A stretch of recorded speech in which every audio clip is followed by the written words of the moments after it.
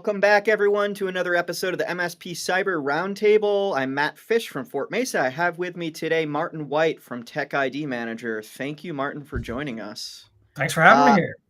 I can't remember the last time. I probably should have done the research here. It is a Friday Halloween. It seems like it. If I was a little bit younger, I'd be really excited about it, but I get excited for my kids now. But you have any Halloween plans? Is that a thing? Me and a bunch of friends are going to a place called Southern Weaving this evening for dinner and drinks. Maybe we'll dress up, maybe we won't. I don't know. But it's going to be a lot of fun. Yeah, I have a bunch of teenagers that are in that that period where I need to be on call. So that's my job for the night, to be near the keys, I guess. Yeah, I have two kids, and when they were teenagers, they're well past teenage years now. We have this policy that you can always call, and I will come pick you up, no questions asked, as long as you're safe. Yeah, how did that work? One of them called once, and they told me why they called, but they definitely need to be picked up. Yeah. I probably have to have that conversation, actually. And I was talking to my daughter's 25 now, or 24, 25, almost 25. I was talking to her last week, and she said that there was one time where she should have called, but she didn't. And her friend took 30 minutes to drive the mile back to their house because they were so drunk. Yeah, that's not a good look, right? That's exactly the situation that should not happen. Yeah. Okay, thanks for making me excited about what's going to be happening tonight. Here to help. Yeah. Okay. So anyway, we're going to be talking about. I know it's another AI fireside chat. We're going to be doing that thing in a few minutes. Before we do that, Martin, since it's your first time on the show, I just want to introduce you to the audience a little bit. I don't know. I think some people seeing this video have probably seen Tech ID Manager out there in the market. Some of them maybe are even using it. Some of them don't know anything about it, but I want to talk about the creative force for a moment. So, snap question here. What are you going to order when you get to the restaurant? What's your food pick here? So the place is like a bunch of small restaurants all in one venue with a big outdoor amphitheater. They have hamburgers, pizzas, chicken wings. I am a big hamburger aficionado. So that's where you start. Yep. And then that's depends. It depends how long you're there. Oh, we are always there for a long time. We'll get there about 6. We'll leave late. Okay. Well, late for old people. 10 or 11. All right. So cheese on the burger? Oh yeah. Okay. Cheese. All the things. Yeah. All the things. No raw onions and no jalapenos, but pretty much I like burgers. A lot of us fried eggs, onion rings, all the stuff. Slaw. I haven't done fried eggs, but I can see that. I can see that. Oh yeah. All right. Well, all right. So guy who enjoys a hamburger ends up in cyber, and how did he get there? So the prompt here is before there was Tech ID Manager, there was Martin White, and you weren't, I presume, always in cyber, because cyber as an industry didn't always exist. It was a thing you did, not a thing you were. Mm-hmm. And now it's a place where we have a dedicated labor market, but it was definitely not that way 20 years ago. So what was first job led to second job? What was the meandering road? So I got a degree from Clemson University in computer engineering. So I've always been doing software development, hardware development, stuff like that. And my first job, actually as an intern in college and then right after college, was in industrial automation. I helped build the lines and write the software that made the stuff.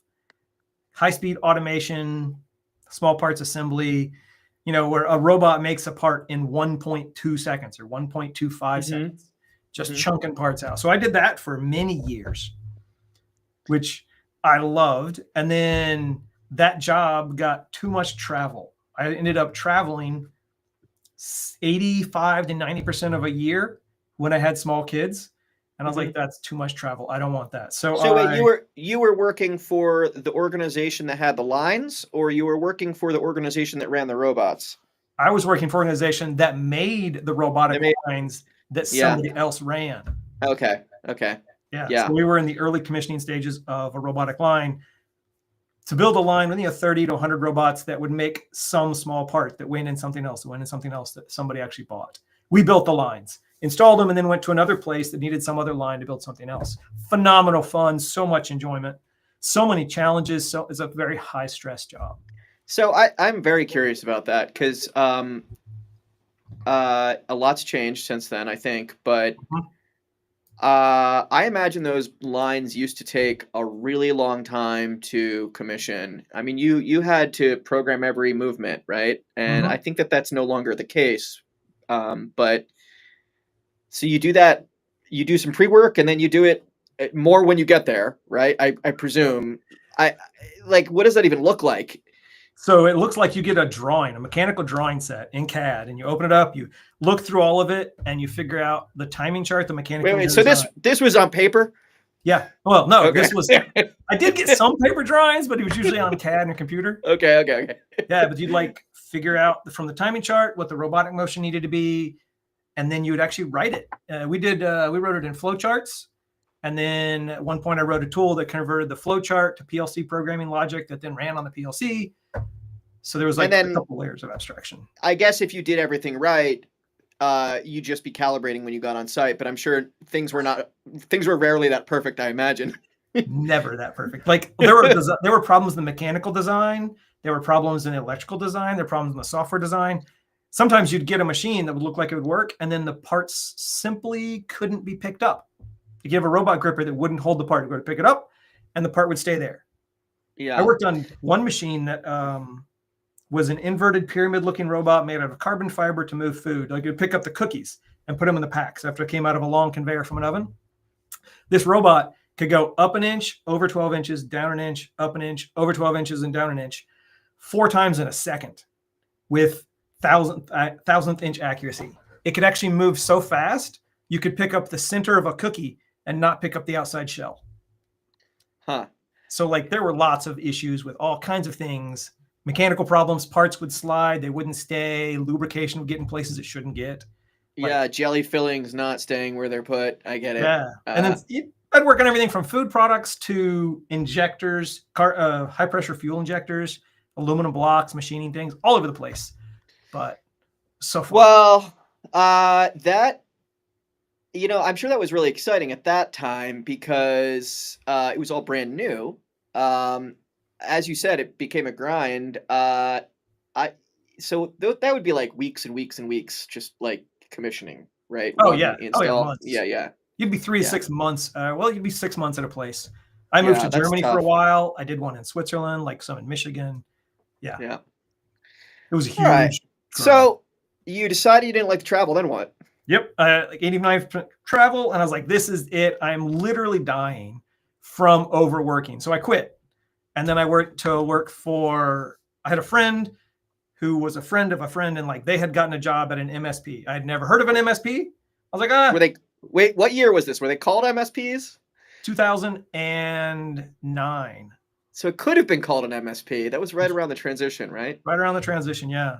So I went to Yeah. work for them doing software development because they were really two-pronged. They had MSP work and software development work. I went and did software development work and supported the MSP Yeah. with custom software, software integration, server management, stuff like that. Which, just to be clear, like RMMs were like basically not a thing in 2009. Lab tech was being used there. Yeah, I mean there was some tools out there, but they were nothing like what we have today. Oh no, nothing like what there's today. Yeah, so you basically, if you wanted to mechanize something, you had to mechanize it, which really wasn't that much different than your previous job in terms of design, calibrate, like, Oh yeah. but you got to do it from home, I presume, or at least your home city. Yes, from my home city. I wasn't traveling a lot. I was working Yeah, in an office every day. I would just drive to the office. It was a short yeah. little drive, like 10 minutes. It was nice.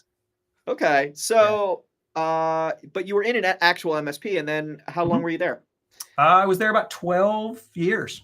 That's a long run. So Yeah. you saw like basically the full that was a really important time from the perspective of before at the beginning of your run, people were just sort of tossing the MSP word around, and it was more cerebral or theoretical at that time, abstract, like, oh, this is what you should be.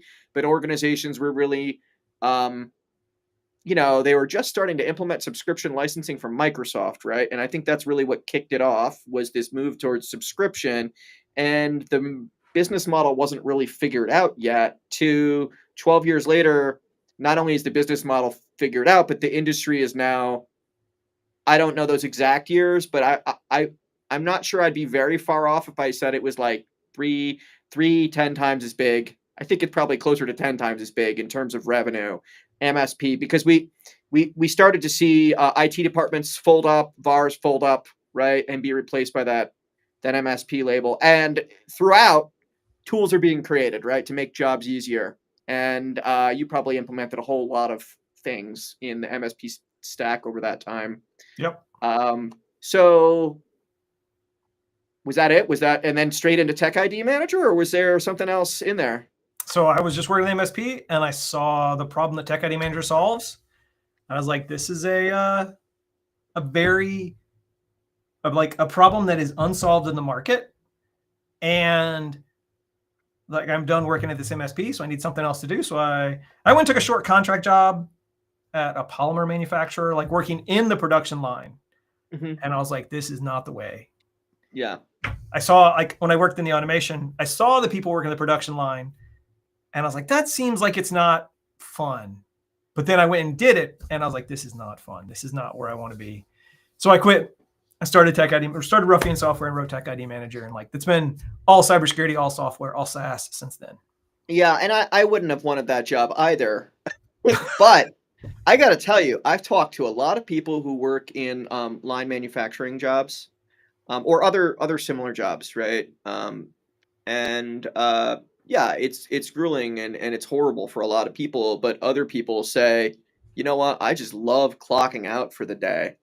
I love that no one's calling me after work. I love that basically, like, I can fill my head with other things, and I can just listen to my jams, and I don't like, it doesn't matter like, I'm just doing this thing, and I think that is right for a lot of people. But we're going to be talking about the labor impacts of AI. That the future there is really uncertain right now, or maybe it is certain. Maybe it's certain that it doesn't exist in the future, but I'm not sure yet.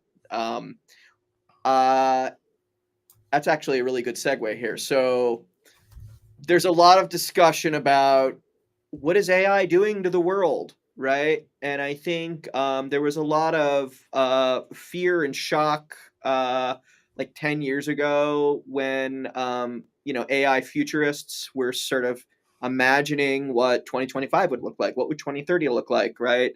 And there were all these forecasts about there's going to be no jobs, right? We're hearing today, we're hearing the same thing from like Elon Musk, who's like, I want more robots running on the Tesla grid than humans on the earth, and there's going to be no jobs because there's going to be robots creating everything for everyone. And I don't know about that, but what I do know is that the some of those future forecast notes, right, from 10 years ago are actually sort of taking shape right now.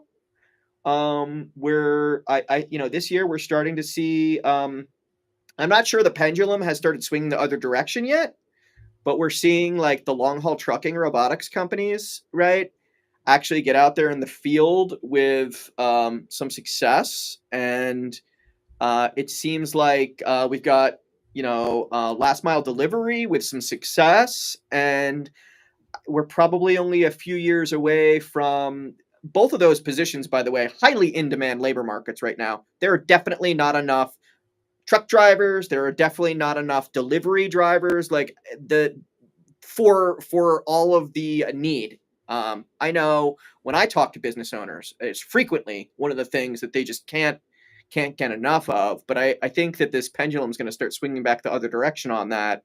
That one's probably like right around the corner here, just because we're seeing the success and we're seeing the growth of those alternate modes. And I think that so some of those forecasts were real.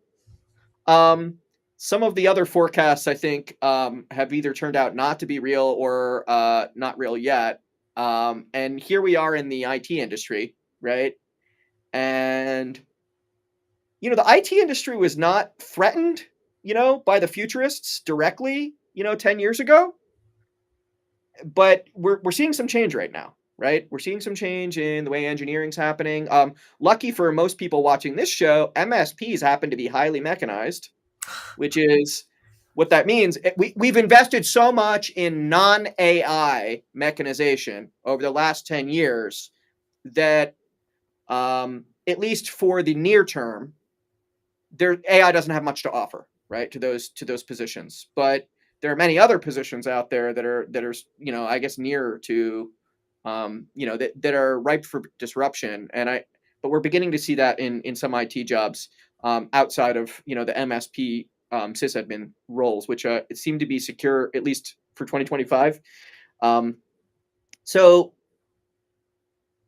I would love to just start with, if we just look back 10 years, how many of those things do you think, like, are there some obvious things futurists were calling for that you're like, oh, clearly they were totally wrong on that?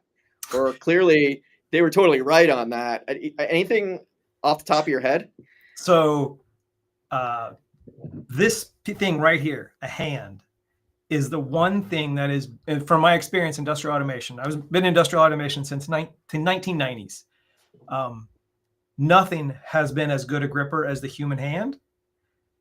And for 20 years that I was in industrial automation, and still pay attention, they've been trying to replicate the capabilities of the human hand, picking stuff up and moving around and manipulating it, and they haven't gotten there.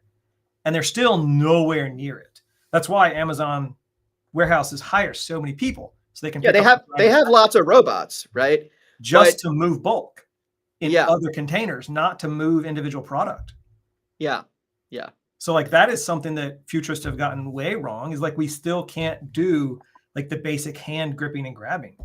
Yeah, and I've been watching the latest robotic hands coming out for the last 15, 20 years, right? And you're right that even the most sophisticated versions of it are nothing like, I don't remember the number of bones in the human hand, but it's dozens, I believe, in one hand.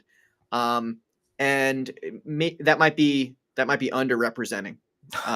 There's a lot of bones in a human hand, right? There's a lot going on here. It's a particularly difficult place if a human gets injured. Like, we don't even have the science right now to fix stuff in a hand the way we do the rest of the body. Yeah. And I know that, like, the robots that Tesla's marketing right now, or sort of marketing, they're really just PR robots, right? They've actually gone the other direction of saying, well, all this complexity that Boston Dynamics and others sort of like have been bringing forward, it's just too expensive. We're just going to go, we're just going to solve this in software, so to speak. Yeah. So the future, I think they got that wrong, and I think that's going to drastically prohibit the adoption of robots in the world, because they can't just go do whatever it is thing they want to do. You can't go pick up that pan that's upside down. And you live this, right? So to mechanize the factory line, I spent some time in human factories where they had humans doing things. So I can imagine what that would look like when you introduce robotic automation. But you basically have to design a factory line around. This is like, let's go back to Henry Ford, right? You take something that like one person would do to split that task into something that many people can do faster or more reliably. You actually have to change the way you make stuff. Yep. You even have to change the way you have to change the way you design things. Even they can't be built in the same way. And then when you do robotic automation, again, same thing again. You can't even necessarily create the same product that you could create with human hands on a line with robots. You actually have to change the product to be compatible with that manufacturing method. But the industry term is designed for automation. Like, you have to design your product for automation. And I think that a personal side note here, I think that's a way that Amazon will scale and get rid of people in their distribution centers, is they will require products that are distributed to be designed for distribution, designed for automated, standardized pack sizes and stuff. Yeah. Standardized interface mechanisms for grabbing it. So like, you always have a tab with a hole that's a ½ inch, or you have a tab with a hole that's 2 inches wide and 1 inch tall, and it can hold this much weight. And like, if you don't have these tabs, you can't get distributed by Amazon. Yeah, but I can imagine even like the way you put master packs together. Probably, there's a lot of just to be clear, master packs are when you have like a bunch of products that you put together into a larger box for inventory purposes, Yep. right? And then those even then get packed together into larger like palletization loads. Hmm. Um, but there's a lot of variety there, and I think people probably don't realize that. I worked in a company where they automated they automated pallet loading with Basic, Hmm. the programming language Yep. Basic. So it was all a procedural spaghetti code to figure that out. Which Oh is yeah. honestly, I don't even know how to do it that way. Like I could probably solve that problem using modern you know, computer languages, but I don't know how I would have done that in procedural Basic. But the Oh yeah. but that there's a lot of variety there. So that stuff is, you're right, probably going to get more standardized. I think we're seeing that. Um, Amazon mostly for the last 10 years has been focusing on mechanization of the ordering side, right? Hmm. And the delivery side. But that warehousing, it's been a bit of a pain point for them. In fact, they've been running into labor challenges recently, right? And they just pulled out over the last year. They've pulled out of some regions. They said, "Oh, we don't deliver here anymore. We're going to shut down this warehouse because we can't figure the labor situation out." So Yeah. um, I don't I don't know how fast that change is going to happen, and I sort of wonder, like, if we're in a race between robots with better, smarter hands, which you're right, that's an expensive solution, versus just making standardized boxes, right?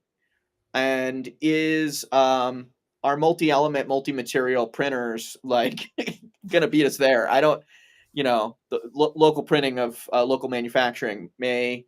I mean, I know that that's far away, right? But these things that we thought would be easy, like picking, like, honestly, a pile of like when you stick like items in bags and they get flat packed, right, like Hmm. this, and they're in a larger box, that's like almost impossible for a robot to figure out. But a human can just like be like, oh, it's this one, it's under that bag, like. Yep. So I don't know. I don't know. So okay. So that didn't pan out. What do you think like arrived? I What, think the future's got a lot wrong. I think that when I was like just starting out as an adult, 2021, I got my first TV and cable TV was a thing. And the gripe was always, well, why can't I just buy the channels I want? And then futurists were like, in the future, you'll just buy what you want by channel. Well, that's not true, but streaming has come along and made it just what you want. And now AI is, you know, manicuring what it suggests I watch based on what I've watched and not watched. And that has come true. yeah, and not only manicuring like suggestions, but even the search box. It's Hmm. now. Um, I mean, you might think that that search box is giving you the answers that you're searching for, but I'm gonna tell you that those search boxes are real dumb on purpose. They want you to see certain things. Yeah. So the okay, so that was I don't know. Yeah, that's a whole nother thing. Like, what's going to happen with the media industry, right? Definitely changing. Hollywood just did round one fight the last 5 years, right? And I'm not sure which side won. Seemed like it was a stalemate, but they decided to uh, you know continue on into the future here. Um, in the MSP industry, I think I'm not seeing any challenge to the infrastructure administrators, but definitely on the development and coding side, um, we we just went through this period over the last 10 years where we mechanized build chains. That's like, it used to be only some companies had mechanized build chains, and now pretty much every software product is mechanized from day one. When you start a software project, you are CI/CD is all automated, right? And that job of integration engineer, it's either a lot smaller or it's gone away for many companies. And I'm going to tell you, one of the things that AI is really good at is that stuff, because there's so many examples out there of CI/CD build chains that, while I certainly see that like AI is bad at certain types of problem solving, setting up a basic build chain is something that takes a human days, but takes an AI like 3 minutes or a minute and a half, Yeah. right? So I don't know. I'm not in position to know what that's doing to the labor market, but I've certainly noticed some softening around the edges in big tech. I'm not sure how much of that is a speculative, right? They want to get rid of the humans early, rather than have them too long, and how much of that is really actually we're getting a lot more done with fewer humans. And I'm not sure what the answer is, but I've certainly seen that the current crop of frontier models is pretty good at a lot of this stuff, right? That you used to need humans for. Yep. So, I if still think you anything, need that lots of humans for it, though, to you know to you stand up the chain. you do, but I think we're seeing that mechanization conversion in the same way that you were part of that revolution in line manufacturing, right? We're seeing that in code development, right? So there's certain jobs. If we just think about a large dev team, there's certain jobs that I'm just like, I don't know if those jobs exist in the future. And then other jobs where it's um, clearly like that's not going anywhere in the near term. Like as an example, a good business analyst, right? In a dev team, in a development team, is irreplaceable right now because AI is not super great at asking questions it hasn't been prompted to ask. So um, sometimes humans aren't that great at it anyway. But a good business analyst really helps a team move forward, right? Yeah. Um, Because the business I'm not. business analyst is taking data that is not in always in the computer. It's taking Yeah, virtual interactions from video calls, emails. Like there's data all over the place that the business analyst is correlating to give you a direction for the product.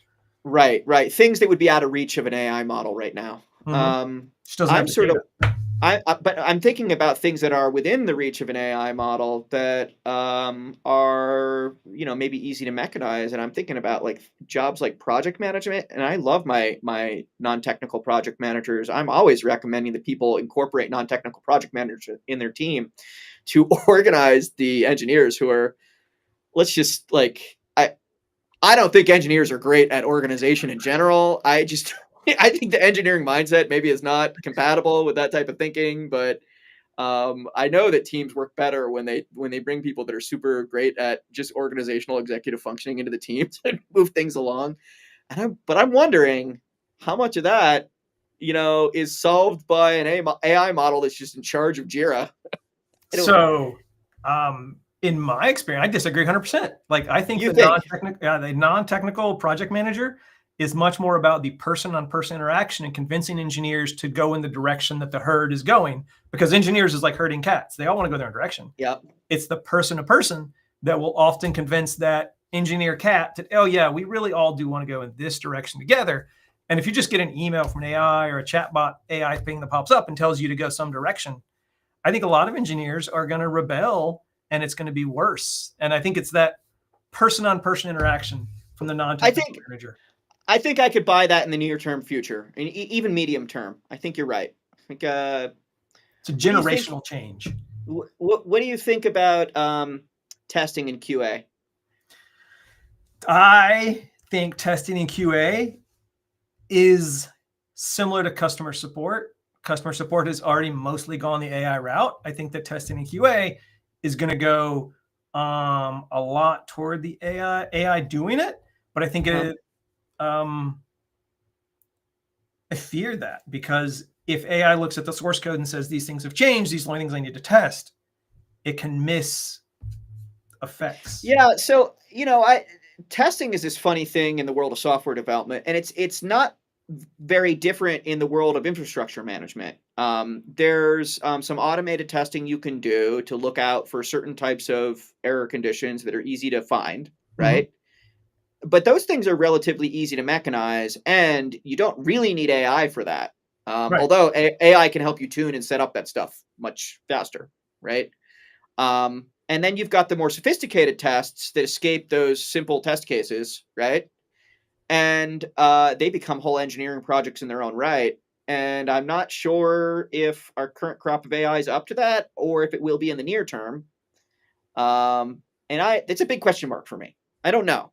I know that there's stuff that humans can catch really easily that if you didn't have those humans there, would go straight out and hit users, right? I'm not sure AI is going to catch that. Where'd the back button go?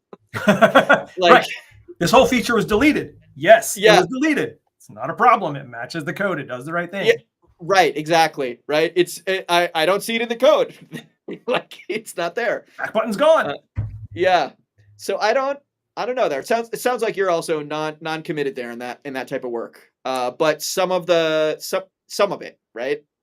Yeah, I Some of think it. AI is useful for, we haven't done any AI testing yet.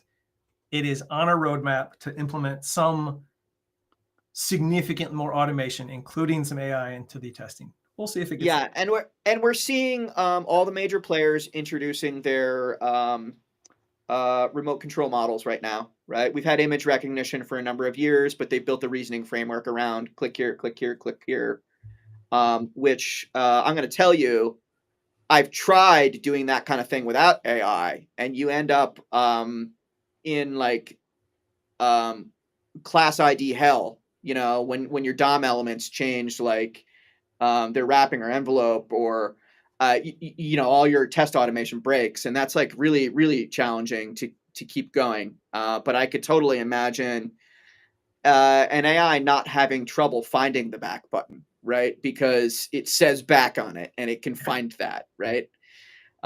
Whereas a non-AI version of that type of automation, you make one little like for example, we're moving over a bunch of our components from material 2 to material 3.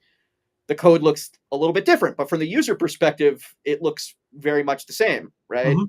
So are we going to rewrite all our test suites? If it was AI, we wouldn't have to, but if it's not, then that becomes a whole engineering project, right? Yeah. So Replicating the user is easier with AI than it is with any other mechanized form. yeah, you touched on customer success. I think that we were all very frustrated when we could no longer get through to humans like 18 months ago. Very Um, frustrated. very Oh, yeah. frustrated. It was a bit of hell for a year and a half or 2 years, depending on when you adopted that tech.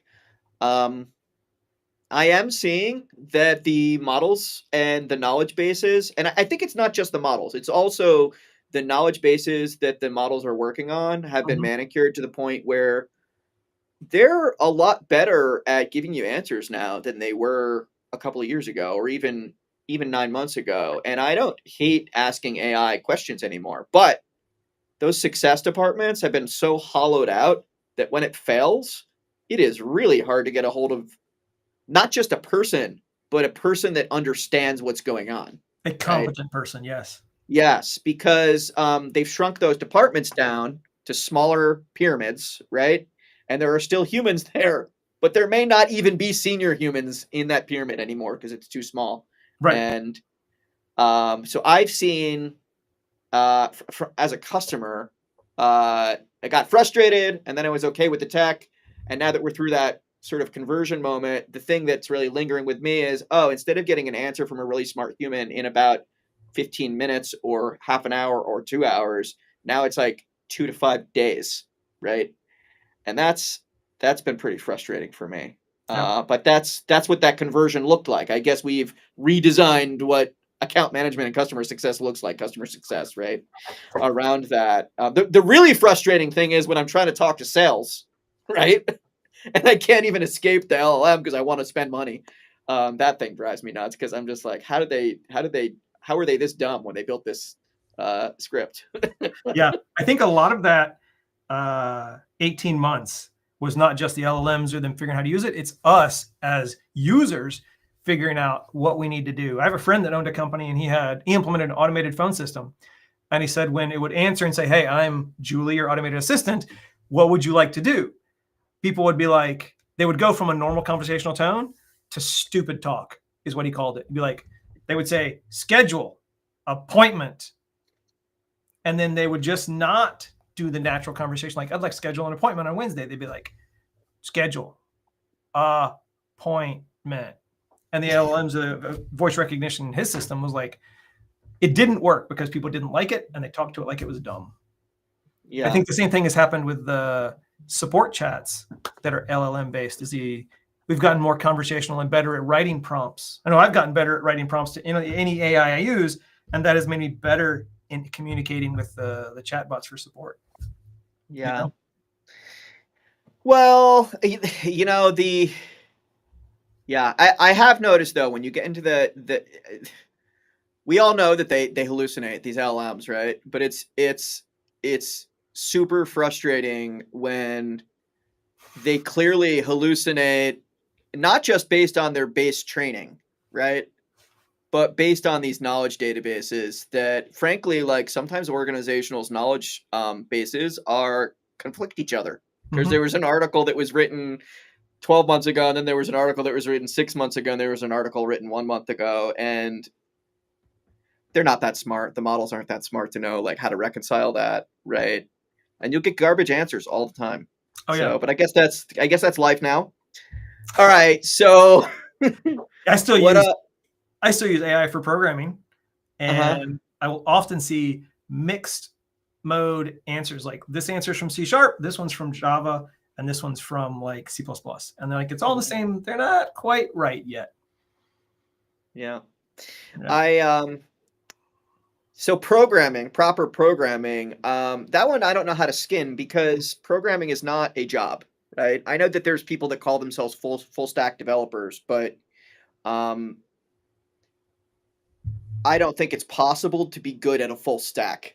Um, I think that maybe over the course of your career, you might have touched all those layers, but the layers change out from under you. So to reach like a high level of acumen in any particular space, you basically have to only be doing that thing. I certainly don't have that level of acumen on any of the technologies we use in our software. I'm like not a layperson, right? But I'm certainly not an expert in each of those layers, right?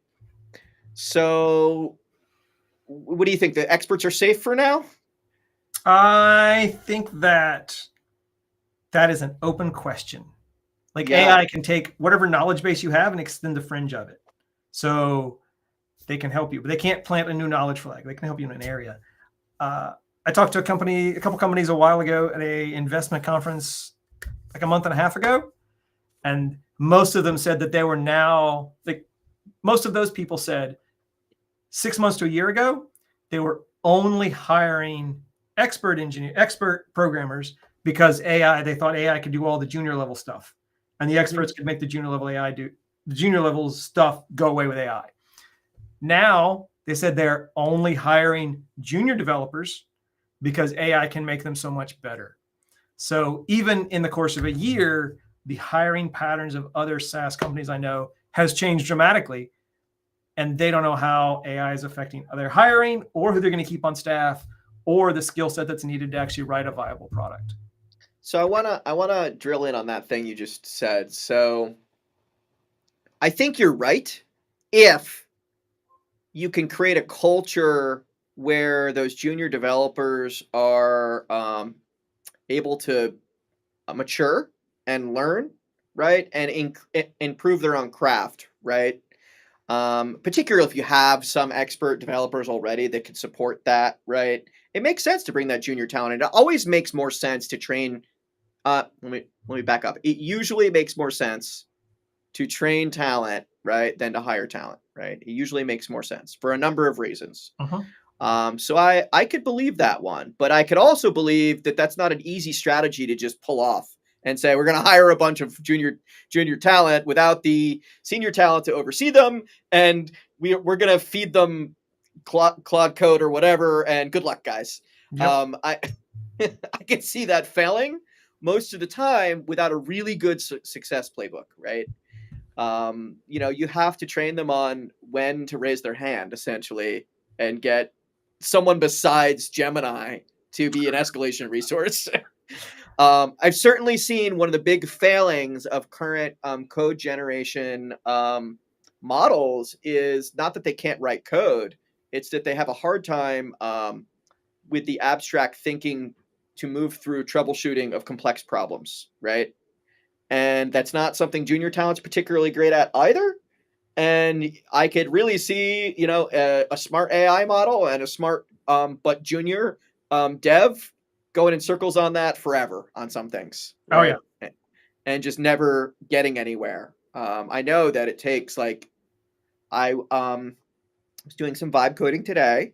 We're not doing that in our monolithic app at this time, but we're playing with it around the edges. And there's like moments where the AI has been programmed to get frustrated and get extreme, right?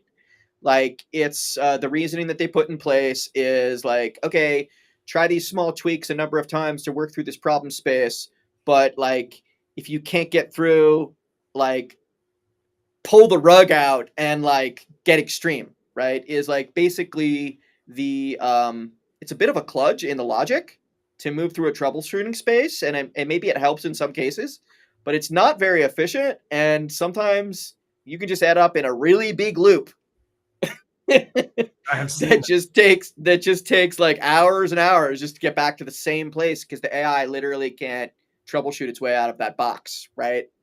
And a senior engineer is just like me. I'm not even an expert in this stuff. I'm just looking at it. I'm like, no, you just gotta do this thing instead, and then like solved, right? So I'm not sure what's gonna happen there. What do you think's happening right now in the labor market? Besides, you said there's a organization out there that's doing that. Do you think that thinking is like denting like the actual market at this point?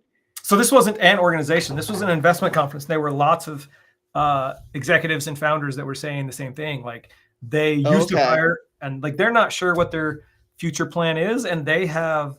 Uh, they admit that they have long-term concerns about the viability of the either model, because Hmm. if you don't hire junior engineers and you only hire seniors, you're never Yeah. going to grow a senior. And if you only Right. hire seniors, Yeah. or if you only hire juniors, they can't get to the senior level because there's nobody to train them. Yeah. And most people don't know when their knowledge ends and when to raise their hand, Yeah. especially if you have a tool like AI, which sounds so confident and will tell you these things. I've personally seen AI be very, very wrong, very confident, and AI's job is to write code, it seems like. So I've seen AI give me personally hundreds of lines of code to fix a problem that was literally a one line change when I figured out what was actually wrong. Yeah. And it's like, you need I've these I've three seen lines. that too. Yeah. Yeah. Like, no, I Yeah. needed to change this line. But it can generate that 100 lines of code real fast. Oh, real fast. Real fast. And it doesn't, and it'll do things that'll mask the problem or give you other problems you're focused on instead of the original problem. Yeah. So I can't help but think about the last 20 years, the history of offshoring development labor, right? Mm-hmm. Offshoring a number of skill sets to different places in the world, right? But engineering labor had a moment about 20 years ago where both offshore and hybrid models started really it actually damaged our US labor market in engineering and development for a few years. And then, but the market continued to grow. The labor demand continued to grow. So even with the outsourcing, we eventually outstripped the supply. So it was really just a moment. I'm sort of wondering if that's what we're going to see here with AI adoption. We certainly ended up with some rules of thumb in working with outsourced development. There's ways to do it successful. Um, it's not outsourcing specifically that I'm trying to talk about. I'm trying to talk about when you're moving offshore, right? And you've got these teams that are definitely in a different culture, even if it's just a corporate culture, but oftentimes a societal culture as well, different norms, different time zone, different language, right? How do you get them to work with, how do you integrate with that, right? And I think that there's a lot of people that got burned by that 15, 20 years ago. But I think that the industry right sized itself, but it wasn't like offshore didn't take over and replace domestic engineering here in the U.S. Right? It Nope. didn't. It didn't do that. It didn't do that in Europe either. What we saw was, and I'm not talking about a specific company. I'm talking about like a labor market dynamic, right? So some companies leaned one direction or another for any number of reasons, but you ended up with ratios, right? Like, you know, or certain types of skills that were done here, certain types of skills that were done there. I know that I've seen many companies successfully, and this is like a really amazing when it happens, right? You have like the product managers coming up with an idea, and then like that idea follows the sun, and by the next day, it's already been developed in Eastern Europe, tested in India, um, ran overnight, got all its like automated like test suites done, human test suites done, and the next day it's like there, and like that was a thing we could never have done just here in this country. And I'm sort of wondering how much of this disruption are we going to see is like temporary, and at the end of the day we're just going to end up with greater potential capacity, and how much is going to be like, man, these guys don't have work anymore, right? Like there's no rebound, right? They're going to have to reskill as human hands, right? Yeah. Yeah. I don't, I don't know the answer right now. I think the outsourcing that happened in that time frame is real similar to the AIification that's happening to labor right now. And I think we're that same kind of blip, and I think that we'll find some sort of balance. Yeah. I know that there were people that like insisted you can't offshore, it's a disaster. If you give your project, if you offshore, it's going to be a disaster. It's not going to work. And in my experience, what I saw was there was a lot of teams that did it poorly. They weren't engaged enough, right? You can't just like you can't just be like, okay, you guys handle it. See you next year. Over the wall. Yeah, I mean that doesn't work, and I think the same thing's going to be true in AI, right? You can't just like hand AI like, okay, go build this business for me. Whack. Yep. You gotta supervise things. So that's similar. I have a guy I know who is in charge of the AIification of an enterprise. Mm-hmm. Like, he's the dude who's there to pick which projects are AIified and AIify the entire enterprise to make people more efficient, with the long-term goal of being more efficient with the same number of people. And he has, similar to the company you talked about that said that AI or outsourcing to foreign companies is going to fail. There are people that he's running into that say AI in this process is going to fail. And he has had specific instances where when those people retired, fired, got different jobs, what was not working as an AI tool in a division suddenly starts to work and be effective. You need that buy-in from the people using the tool to use it, just like you needed buy-in to outsourcing to actually make it work. You need buy-in to the tools to make it work. Yeah, and that's always been a problem in change culture, right? Mm-hmm. Change is hard. Yes. I think we all need to read a good book on change culture right now if we want to both survive what's coming, but also navigate it, right? All right, so we just talked about a bunch of jobs that might be replaced by AI. It's sort of still in the wiggly future right now, although we're seeing the edges of it. Let's get back to Tech ID Manager here. So back to your story. Yes. You created this tool.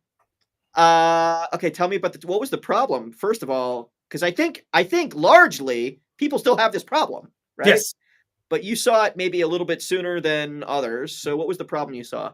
So when I started with the MSP, there were 6 people. I was person number 6. Mm-hmm. And 3 of us were developers and 3 were like the IT side of the MSP. That company grew from 6 to about 30 people when I left. Mm-hmm. And a bunch of people came and left. It was mostly technicians that came. So there were 25 different people who had access to 400 plus clients, 20,000 machines. Mm-hmm. And there was one username and one password that was used everywhere for administrative access. Oh, that's scary. Yeah. You give me really chills. Yeah. So and when somebody left, there was a particular individual who left and took quite a business with him. And his business plan when he left was he would walk into a former client and be like, hey, your network's not secure. Look, I have administrative access to your network all of a sudden, and I don't even work with this company. So he started taking clients, and that was really one of us. Which, by the way, is illegal in multiple ways. Oh yes, yes, that's illegal in multiple ways. Right, but he got away with it. He grew his own company from it. Yeah. So that, and just when somebody left, you couldn't remove their access was the biggest problem. So I started Yeah. reading all the cybersecurity guidelines and frameworks and like trying to figure out how to solve this problem. And I was like, well, everybody needs their own account and a few other things are needed. So I went out in the marketplace to find a tool. I literally went to the market to find a tool to apply this MSP and then move on to solve the next problem for this MSP that I was working with. But there was nothing in the marketplace. There were no tools that would do what an MSP needed at the scales MSP needed. There were a couple individual high enterprise tools, Thycotic, Beyond Trust, CyberArk, things like that. But those are $100,000 a year to say hello to them. So Tech ID Manager is for MSPs to do privileged account management is technically what that's called, for technician access to client infrastructure, servers, domains, Azure machines, workgroup machines, Macs, whatever. When a technician needs access to that asset, it needs to be unique. It needs to be traced. It needs to be enabled and disabled. It needs to be revocable. Like all of those things the cybersecurity frameworks say about technician access, that's what Tech ID Manager does. So you manage the identity of technicians. I love that little stop sign you have in the corner. We just pointed that for a moment. Yeah, that stop sign. So I've been on that stump for 10 years. And it used to be a really hard sell. Like, people were like, come on. Like, they also didn't used to take security standards very seriously at all. Any of the controls, any of the things that keep people safe that have been proven to stop attacks, right? Those controls, if you're using a good standard, those controls aren't there because someone had a bright idea. They're there because they've been proven to stop attack chains, right? Correct. So that one's pretty high up there. I'm going to tell you that the last 2 years, I think the culture has changed a little bit. Maybe the knowledge of standards has helped, but people still aren't doing it. Okay. But they don't come up with excuses anymore. It's more of like the tail between their legs. Yeah, I know. We need to do something about that. I should do it. I should fix this. Yeah. And because I'm going to tell you, it used to be, why would I want to do that? That doesn't make any sense. And then it was like, well, we can't possibly do that. And here's all the reasons why we don't need to do that. And oh, by the way, we have Threat Locker or whatever. And not to, Threat Locker's fine. It doesn't solve this problem. Correct. So I think people are coming around the corner on that mentally. So are you seeing that out in the market? Yeah, I am seeing definitely that people are searching for a product to solve this. It's still not the top priority for MSPs, but it's bubbling toward the top. Yeah. It's something that is the best thing I've heard is that it's keeping MSP owners awake at night when they know that it's a problem. Yeah. If they don't know it's a problem, it doesn't bother them. It doesn't keep them awake. But the recognition and the education of the market is coming around, and people are like, oh, the password has been 1234 password for my clients for 6 years now, and I've had 17 different people get fired in that time frame, and 2 were mad about it.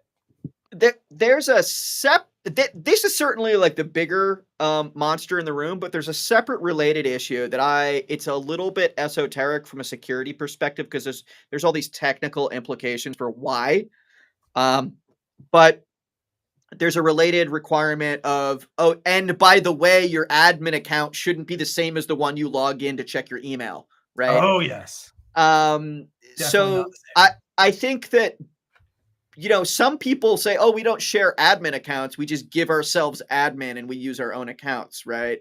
I just want to point out that stop sharing admin accounts doesn't mean give yourself super admin, whatever, global admin rights. Like that's not the fix. And there's a number of reasons why, but let me just tell you that cyber criminals love it when you try to solve things that way. Tech ID Manager solves that problem too. We can make the individual on-prem or the in MSP admin accounts for the MSP technicians that should have access. Yeah. You want to hear a funny story about like users having admin access and like shared admin passwords? Well, I have my own stories, but I'm always, give me one. So there was a company I know that had that same mentality where everybody was kind of an admin. They could access resources because being admin or being an administrator was the easiest way to give people, not have people run into a roadblock. So you didn't have permission. So the owner of the company kept all of the people's salaries, vacation time, and other information in an Excel spreadsheet on one of the servers in a directory he thought only he had access to. Since everyone is an administrator, one individual found this and was like, started sharing it with other people. So everybody in the company all of a sudden knew how much everybody else got paid, how much vacation time they got, and it was drastically different between people, and it was a real problem. So that one's bumpy, but like that's the most innocuous version of what could have happened there. Oh yeah. That's just like a speed bump, and hopefully a speed bump in company culture, and then you work through it and you're out the other side. But I think the bigger threat here is if you're using your own account for administration. So the objection, I'm going to put the objection out there first because I hear it all the time. The objection to this is, well, my job is sysadmin. My job is network admin, so I need to have admin rights, right? That's my job. That's what I do all day, right? And that may be true, right? But you definitely don't need to be walking around with admin rights when you're on the golf course. You definitely don't need to be walking around with admin rights when you're scrolling through Reddit or whatever people do, Facebook, TikTok.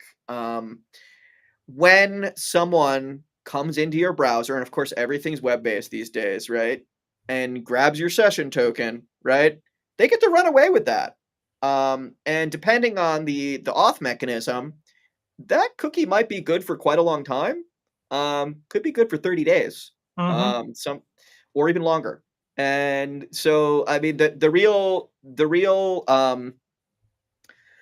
balance to strike here is making it easy for the user to be authenticated all the time, right? While making it hard for an attacker to get to that escalation point, right? So definitely having dedicated admin accounts that are just for each admin and they're turned on and off as needed. That's beautiful. I love that. Yep. I love that answer. That's the way to do it. Like what you're talking about there is least privileged access, but least privileged access on the account when somebody needs it, then you escalate the effort. We do all of that. Separate account escalation. We have to run in a minute, but what's coming down the road here? What's next in your world? My world, personally, I just had grandkids. Well, that's exciting. Super excited about that. Professionally, like there are 4 large items that we have in the works at Ruffian Software. They're going to join the Tech ID Manager product family and really expand it from technician access to a bunch of different areas. Well, that's exciting. I know that there's other challenging controls there. I may send you some wish list items. Yeah. The AI integration is like one of those things that we're talking about too, but that's a totally different topic. All right. Well, looks like it's coming up in about a week. We're going to come back and Mike McCake's going to join us from Iceberg Cyber. He's going to be talking about outbound prospecting. Iceberg's whole gig, by the way, is finding those vulnerabilities in those new prospects and using them to acquire customers. But ultimately, prospecting is hard, and it's not as simple as just point and shoot a scanner. Right? You have to have a plan to win those customers. So I can't wait for Mike to join us. Until then, guys, enjoy the holiday weekend here and stay safe, I guess. Have somebody you can call with no questions asked. Yeah, that's the one. That's the one. Bye. Thanks. Have a great day.